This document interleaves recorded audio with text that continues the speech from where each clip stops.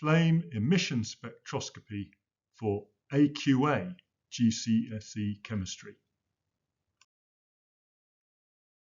When heated, elements emit light of particular wavelengths. So this is like a fingerprint for each particular element.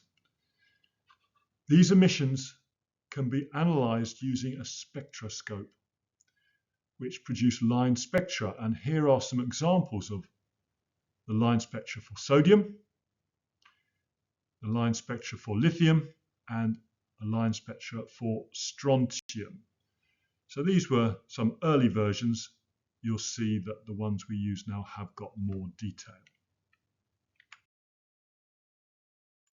You may have carried out this experiment in your own school laboratory. Take a sample of metal compound in solution. Using a nichrome wire, place some sample on the end of the wire, heat it in a hot Bunsen flame. You get a coloured flame and you observe through a spectroscope.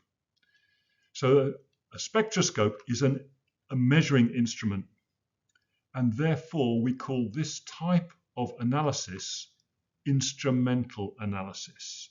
So a spectroscope is an instrument, therefore this is an example of instrumental analysis.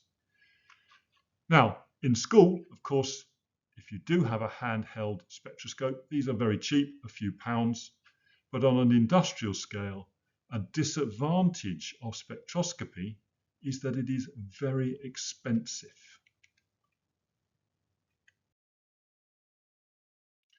When a metallic element forms a compound, generally as ions, because the spectrum that is characteristic of that element is retained by the element in the compound, we can use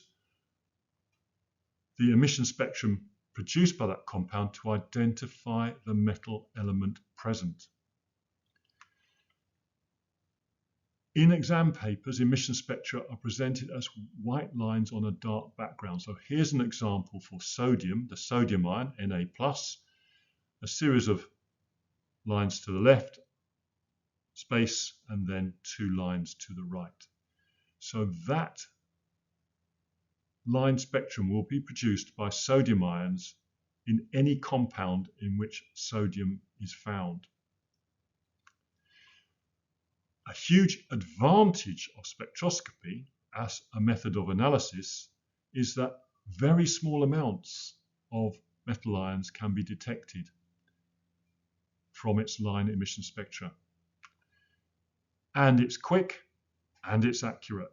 So you've got an ideal combination of very sensitive, quick, and accurate.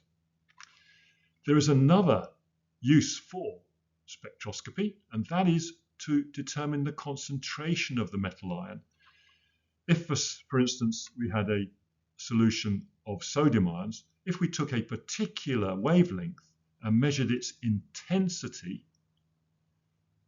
that can be used to calculate the concentration of the sodium ion in the solution, and that is true for all other metal ions.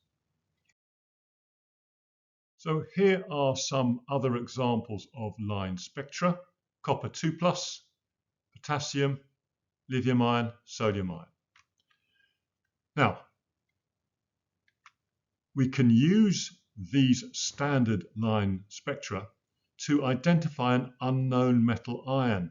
So the light emitted by a solution containing an unknown metal ion was analysed in the spectroscope, and here is the line spectrum produced. Which metal ion was present in the solution? Pause, see if you can identify which of these 4 metals is responsible for this line spectrum. Come back to check when you are ready.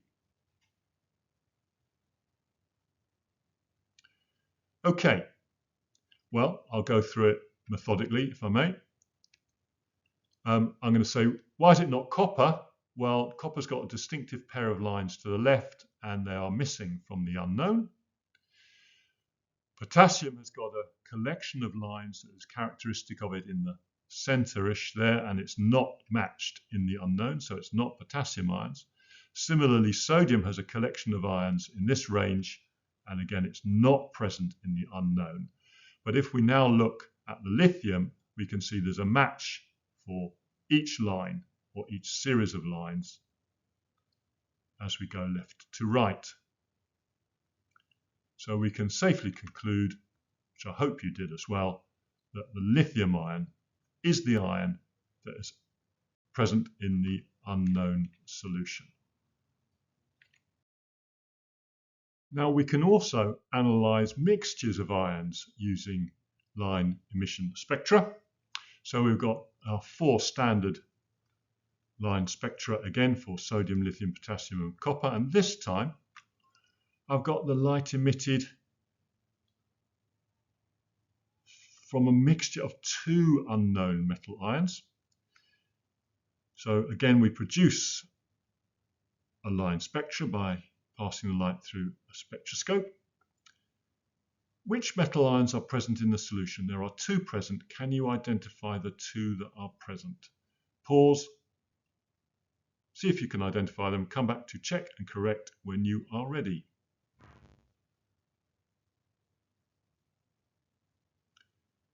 Okay, so let's go through this methodically. We've got a distinctive pair of lines here for copper, and yes, they are present in the unknown solution. We also have a distinctive line here, which is also present in the solution. Is it mixed with the potassium?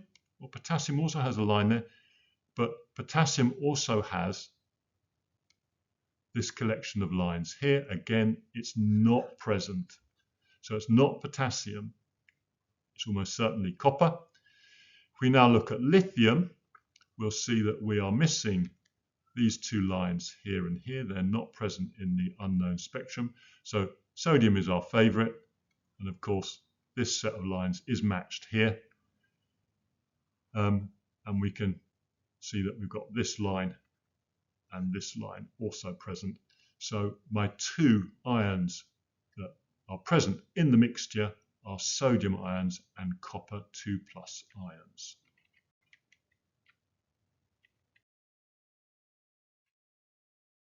This topic is best mastered by solving problems, so find some in your textbook or online for which you have access to answers so that you can check and correct your thinking.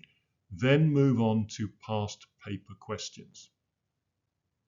If you found this lesson helpful, please recommend it to a friend. Please like and subscribe if you feel able.